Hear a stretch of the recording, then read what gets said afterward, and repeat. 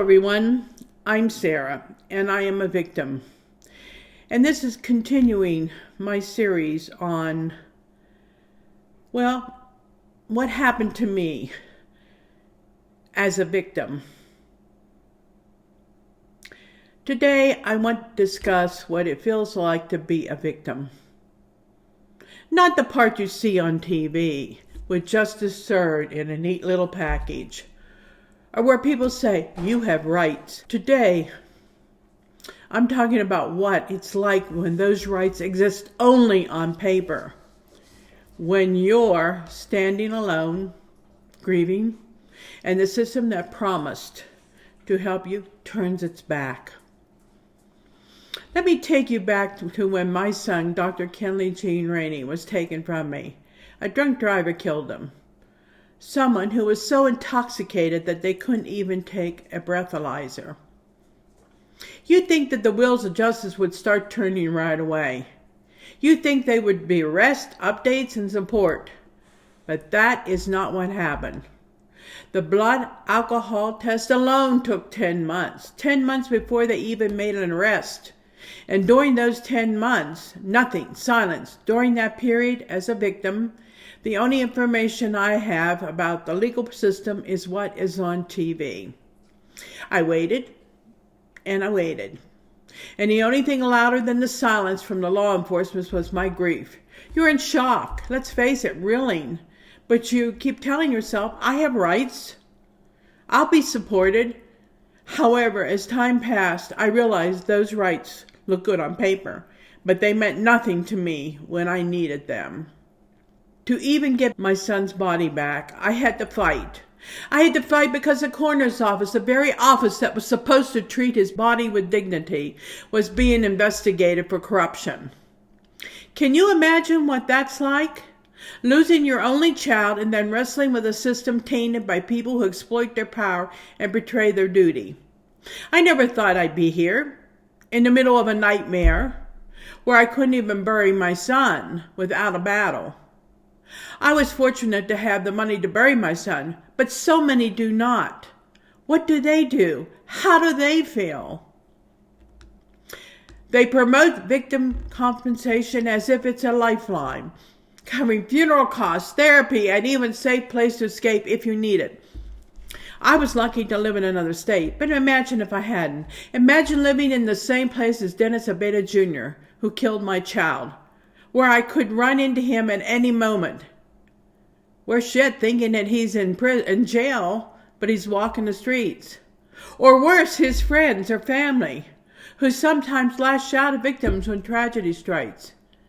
Oh, honey, it wasn't your fault. It was an accident. And some people are just downright mean. And I understand that Dennis Rodriguez Abeta Jr. is very narcissistic.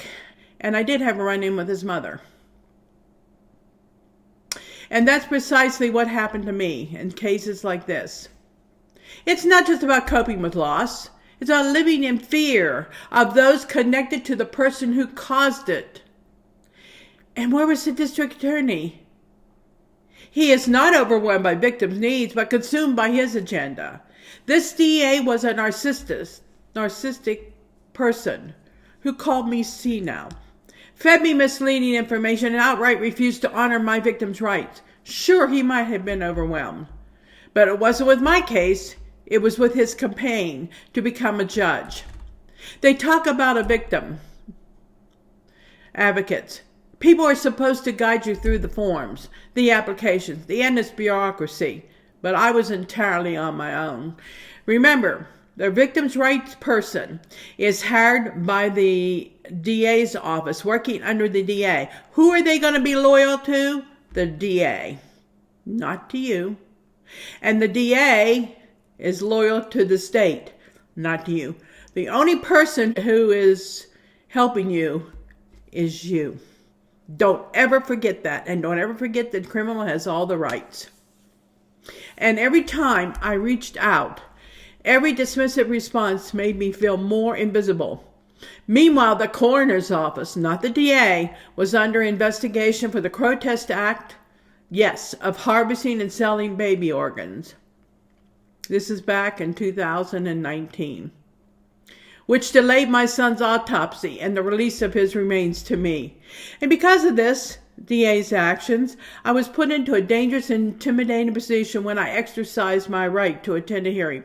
An experience I shared in detail in my video titled Grieving Mother Surrounded by Marshals. This system was supposed to support me and failed me at every turn. My rights were written in laws, but they're just empty words without enforcement. There are so many things I wish I could change. I want toxicology reports for fatal accidents to be expedited so that families aren't waiting for months or even years.